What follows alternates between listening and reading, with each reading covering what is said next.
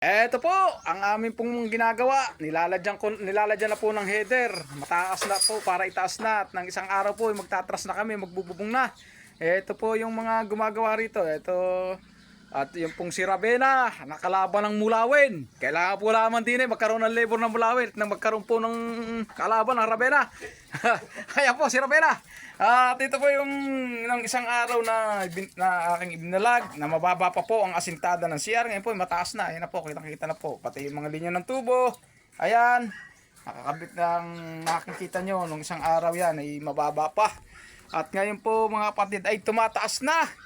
Ito na lamang pong pader na ito ng bakod na luma ang dudugtungan po namin at aasintahan para po mabuo ang bahay. Ayun po ang isa. Ayun, nagtago po. Nahihiya po.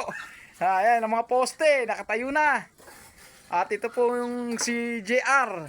Ayan po. Ay isa po yung magaling na mason. Magaling sa tiles po yan. Baka gusto nyong kuhanin, ay mag-vlog lang kayo sa akin. Yan po, makikita po ninyo. Sa pisngi. Malapit na pong matapos yan. Sa pa mo. Maraming pong salamat sa mga nanonood ng aking mga pinopost. Lalo na sa aking YouTube channel. Sa aking mga reels. Sa aking mga TikTok. Maraming pong salamat sa mga nanonood.